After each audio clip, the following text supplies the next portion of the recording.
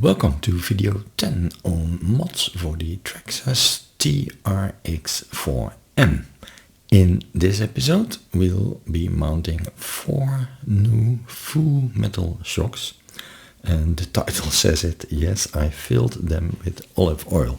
That's all I had available. Here they are in detail, the aluminium shocks. I ordered them at AliExpress and I don't actually remember the price. I think it was less than 10 euros. They look really good, but I found that they were a bit stiff, or well, how should I put it? There was a bit much friction on the shaft, and that had to do probably with a dry rubber. So the first thing I did is take my Traxxas silicone grease and smear a very tiny amount here on the shaft, and that already solved the issue. They were now moving smoothly. The shocks look really nice, full metal, and here with this ring along this thread you can tune the spring tension if you would like to do that. To make filling them a bit easier, I prepared a wooden jig. I simply drilled 4 holes of the right diameter in a wooden block. An easy way to keep them upright. And I had a syringe lying around, which I filled with olive oil, because this was the only oil I have available. I didn't want to buy a specific shock oil for only these 4 shocks.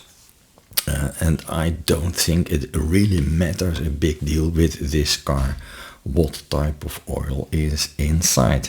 Right, so I simply dripped the oil in the shocks. That was, I think, 11 drips, and that was full. What we see over here is a couple of air bubbles, and if you tick against them with your finger, with your nail, the air bubbles come to the surface, and it was easy to just prick them with a cocktail pricker, and even these tiny bubbles, if you touch them, they are gone. So I took care that all the air was out, and then the tops could be screwed on again. And the business of mounting them could start. The little issue is that I had placed these wheel weights on my rear wheels, and they were a bit in the way to reach this screw over here. So first I had to remove the wheels and my own personal attached wheel weights, and then it was easy to unscrew that. In the process of having it upside down, I noticed there was a little bit of trouble already here. That is a known issue with the TRX4M. This rubber ring can easily break, and I have already quite a large crack over here. So in no time it will completely break away. And the issue is that there is a metal pin inside that can then fall out, and if you lose that pin, then you are in big trouble. So I best take measures for this. I already have ordered full metal drive shaft, so maybe that issue will solve itself in time. Okay, time to unscrew the old shock, and that was easily reachable now that I took away every wheel weight. And simply mount the new shock, and that is it. The rear wheel is done. We have to do the front wheel, and there is a similar issue.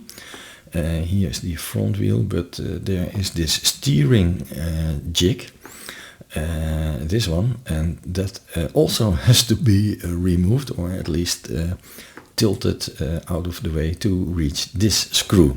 So all in all, changing the shocks was a little bit more work than I anticipated, but it was just unscrewing and screwing again. So this is the new situation, and just to compare, with the old situation. Well, these are plastic. You can clearly see that they are plastic. They are all oil filled already, so they are nice shocks.